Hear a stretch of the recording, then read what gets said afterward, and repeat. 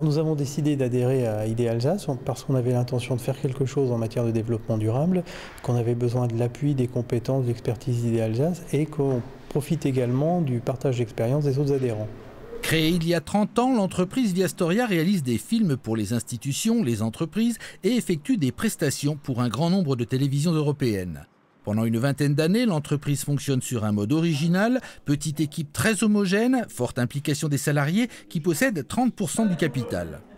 On a toujours décidé de manière collégiale, que ce soit les grandes décisions sur les investissements, sur les grandes orientations de l'entreprise et même sur les salaires, ça a toujours été quelque chose d'assez important et fort dans Viastoria. Viastoria n'est pourtant pas une coopérative, il y a bien un patron actionnaire principal à qui revient la décision finale. Mais l'entreprise a développé, au travers de ses hauts et de ses bas, une culture particulière qui encourage l'autonomie et l'initiative. Donc je suis arrivé à Viastoria, j'avais 21 ans, je sortais de mes études.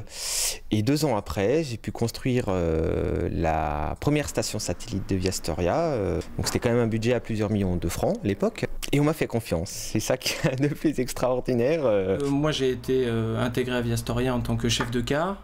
J'ai vite progressé dans l'image et je suis devenu caméraman.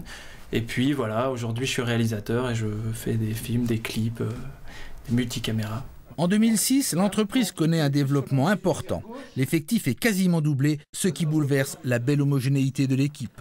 Aujourd'hui, on est 15 et ça ne peut plus fonctionner pareil. C'est vrai qu'il y a 2 générations dans l'entreprise, effectivement, qui se sont un petit peu affrontées sur la manière de travailler, bon, affrontées gentiment. C'est à l'occasion d'un accompagnement proposé par Idée Alsace que la prise de conscience a lieu. En fait, on pensait parler déchets, mode de transport.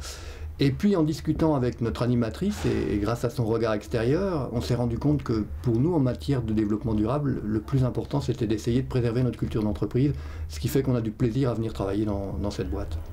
À partir de là, l'enjeu était simple. Entrer dans le rang et adopter un fonctionnement, disons, plus traditionnel, ou imaginer un mode d'organisation préservant la culture de l'entreprise. On a consacré beaucoup d'énergie en temps de réunion, en concertation. On a élaboré des nouveaux outils d'organisation. L'ensemble des salariés suit une formation qui va s'étaler sur près de 6 mois sur la base d'une charte affirmant les valeurs de l'entreprise. On ne peut jamais garantir le résultat, mais l'enjeu est essentiel.